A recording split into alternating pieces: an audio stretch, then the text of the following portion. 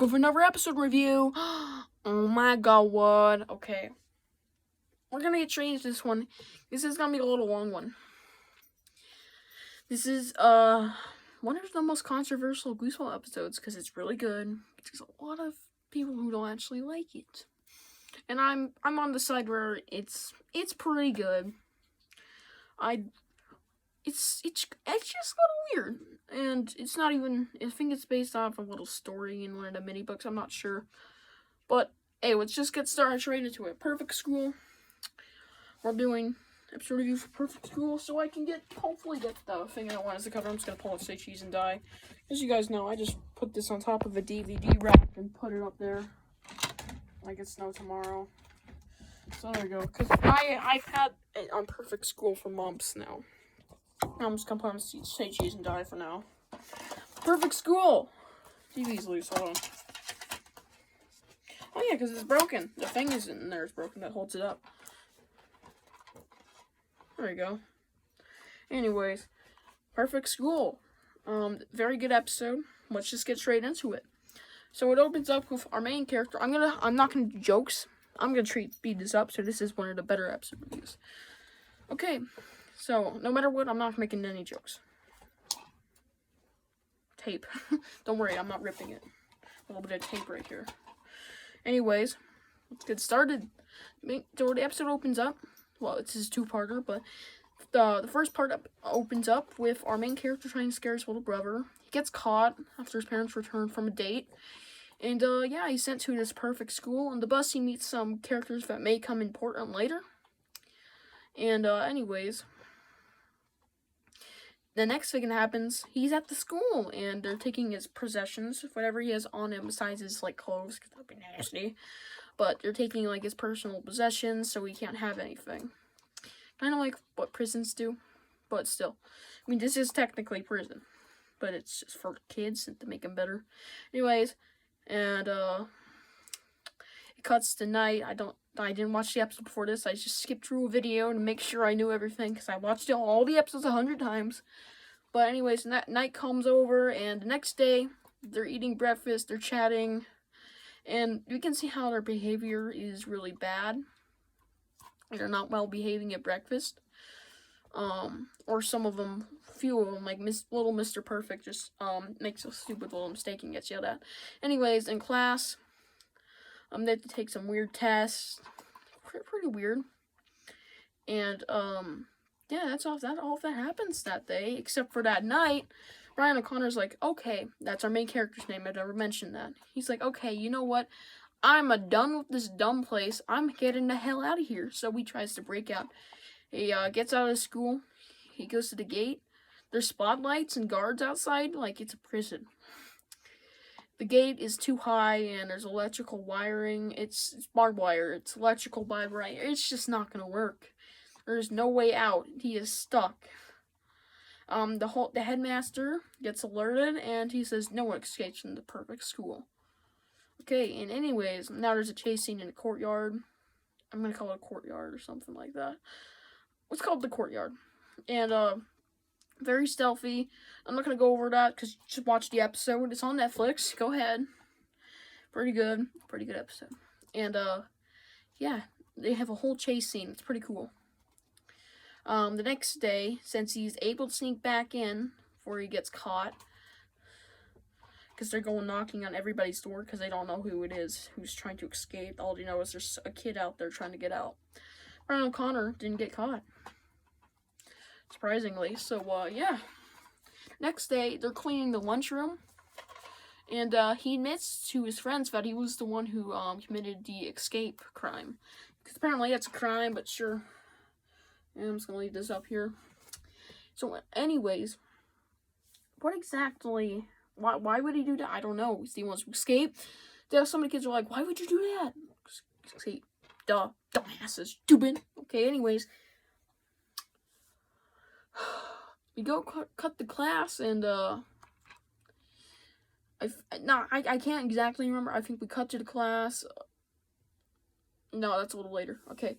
That night, Brian O'Connor's like, okay, I gotta try this again. I've got to get out again. But I can't go out in the courtyard. It's too risky. So he tries to sneak around the school. He's like, oh, head mayor's office. Just sneaks right in there. He uses the phone to call the mommy. It's the little mama. Where's my puppy? Anyways, he calls his mama. She picks up, but before he can say too much, headmaster snatches the phone away from him. Because he's a creep. Headmaster equal pervert. At least no girls in there. It's kind of a little sus, you know?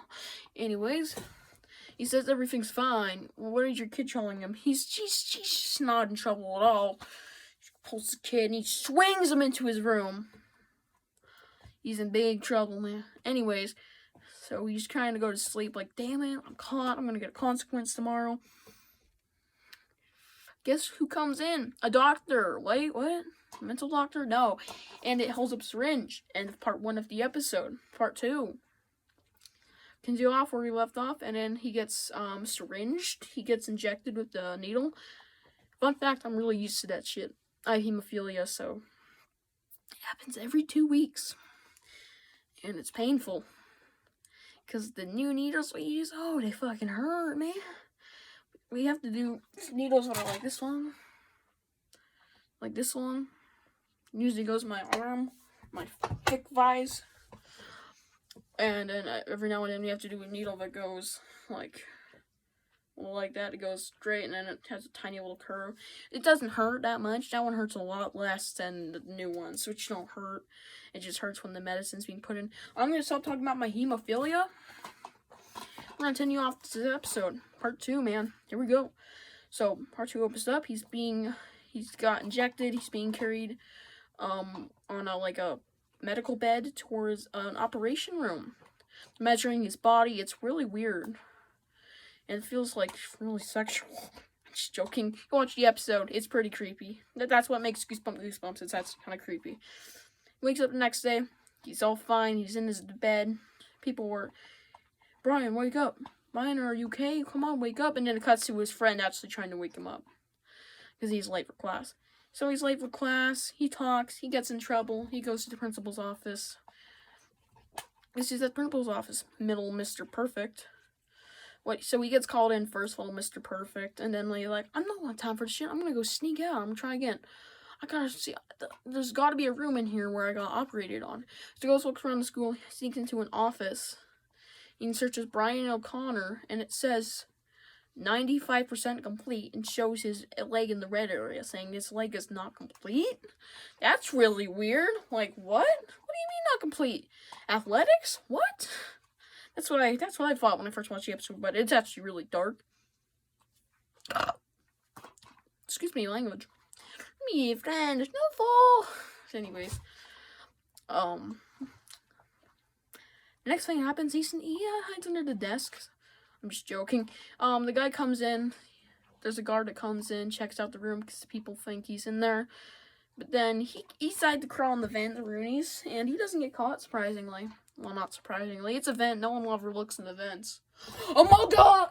Anyways, guys, I'm gonna make a mug short now. I love y'all. I'll bet you so. Anyways. I'm not gonna make a mug short, okay? I was just joking, guys. So now he calls for the vents, and he finds this room that looks like a laboratory, and he's defined for some reason. Now this is something that I'll give it away to the spoiler. He's the only one who's getting a clone. He's the only one being cloned. Because, yes, he's being fucking cloned. To be a perfect version of him. And the perfect version, he opens up the curtains and reveal his nearly perfect version. And he just... I am awake. I will do as commando. It's kind of creepy. And it's just covered with this orange liquid. Like, it's terrifying. I've had nightmares about it. Literally. I had a nightmare when I was like 5 about it. It was actually really terrifying. That little segment actually appears in the Goosebumps Ultimate intro. Only it's red to make it a little more creepy, but I think the orange hits a little more. So he runs, and then it's apparently night all of a sudden now. And when he finally gets to his room where he's supposed to be, all the kids in there, everyone in the school was against him. They're saying, we're all clones. Get back here. Apparently there have been clones the whole time. And I didn't mention a lot of little segments, because there's probably a few things I've missed. I know there's a scene where, oh yeah, he's like, oh, there's a little stair segment. I can't remember exactly the whole episode. So forgive me if I missed anything. This is just my overview of the episode.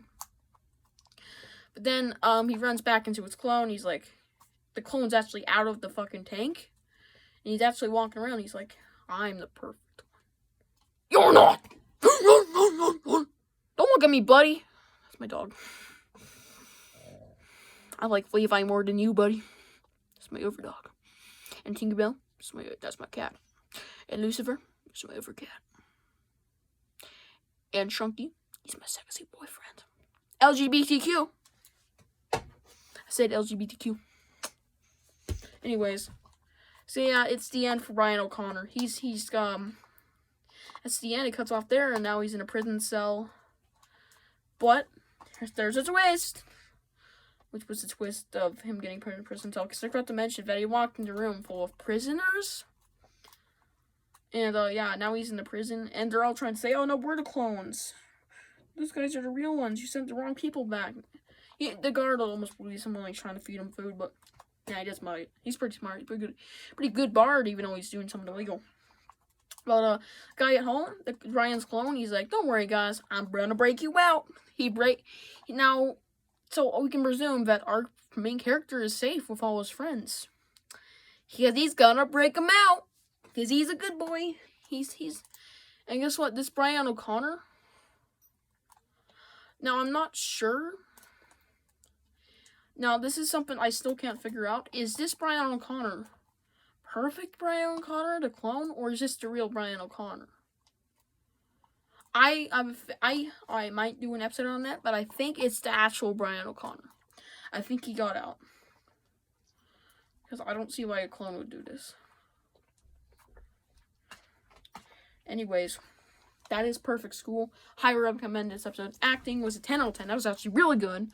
I might actually watch this episode tonight. I'm watching How to Kill a Monster tonight, because my brother wants to watch it with me. But, acting 10 out of 10. Special effects, like, 10 out of 10 for the ones we did get, which were many. But for, like, the practical effects, like, the orange goose made everything creepy in the tank. And all the props, and goddamn, it's 10 out of 10, man. Overall, 10 out of 10. This is actually a really good episode, and I highly recommend it. Even if it's not based off a particular Goosebumps book. I recommend it. See y'all in the next one. Bye, Aroni. Suck my penis, Oni. And also, next episode review is the episode review for Ghost Beach. Highly anticipated. I said I'd do it like months ago. So we're finally going to do it. On the final day of April, the 30th, that's when it's coming out. So excited. Love y'all. Bye, Aroni.